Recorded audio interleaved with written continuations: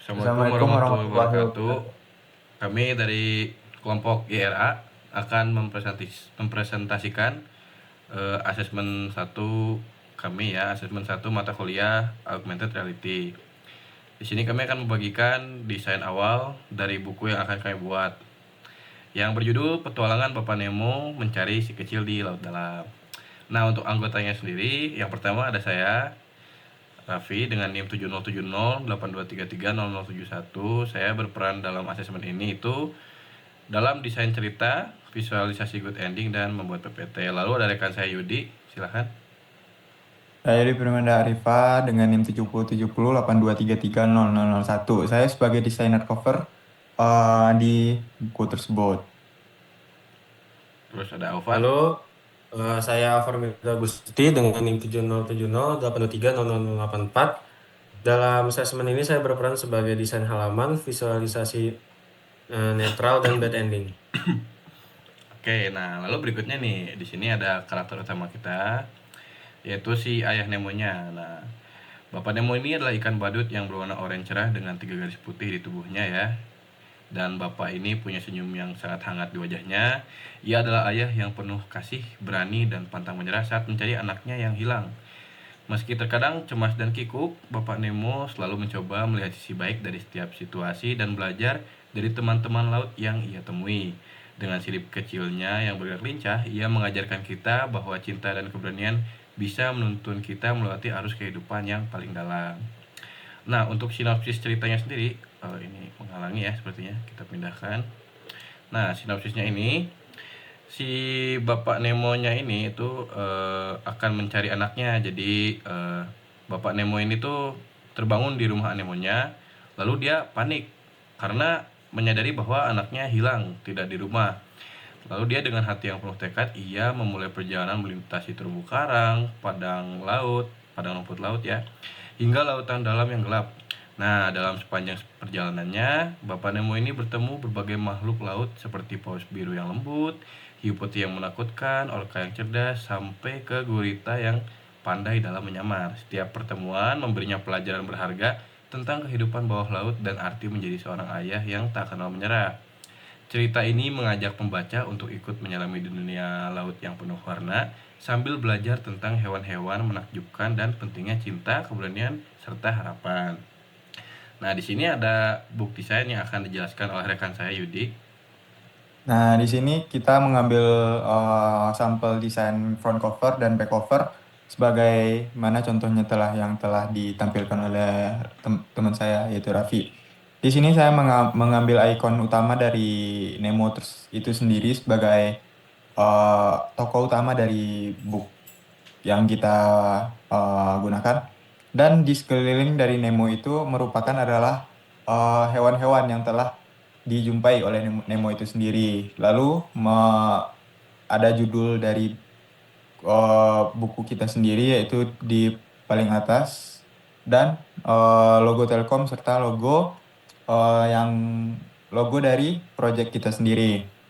Lalu di bagian back cover kita tidak jauh dari menggunakan hewan-hewan yang masuk ke dalam cerita kita sendiri.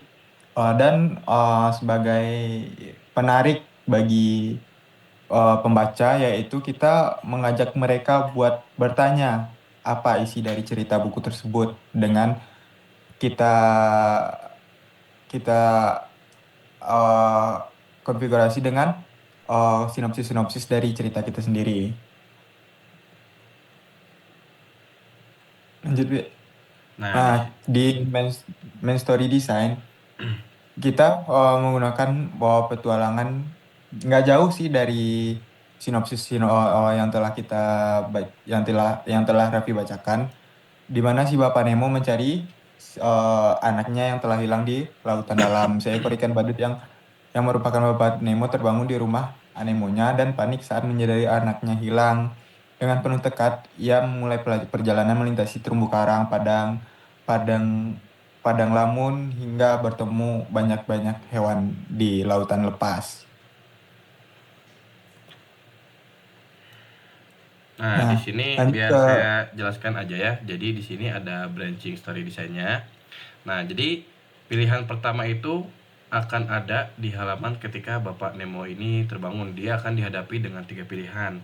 Dia mau langsung ke padang rumput laut atau mau ke terumbu karang. Lalu pilihan yang terakhir ada ke laut dalam. Nah, tiap pilihan akan mempengaruhi pertemuan yang akan terjadi kepada Bapak Nemo. Misalkan contohnya di sini kita apabila mengikuti pilihan opsi 3 di sini ya, menuju ke terumbu karang. Di sini si Nemonya nanti akan bertemu penyu laut. Lalu ada juga opsi lagi di sini. Apakah kita akan mengikuti arahannya atau tidak? Jika kita mengikuti arahannya, kita bisa bertemu gurita. Nah, di gurita ini nanti kita akan ketemu hiu, terus kita harus kabur, bisa bisa enggak. Nah, semuanya akan mempengaruhi dari pilihan ini akan mempengaruhi ending-ending yang akan kita dapatkan ya di bawah. Ada 6 ending. Nah, lalu untuk ending akan dijelaskan sama teman saya, Aufar. Oke, untuk pertama ada good ending. Good ending ini kita memiliki dua good ending. Good ending yang pertama, Nemo mengikuti arus hangat dan menemukan anaknya di antara sekumpulan ikan kecil yang aman.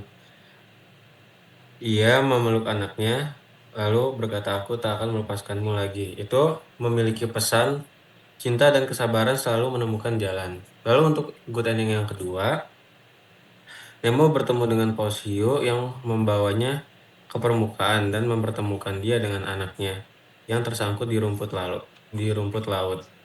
Untuk pesan dari good ending yang kedua adalah bantuan sering datang dari tempat yang tak terduga. Lanjut.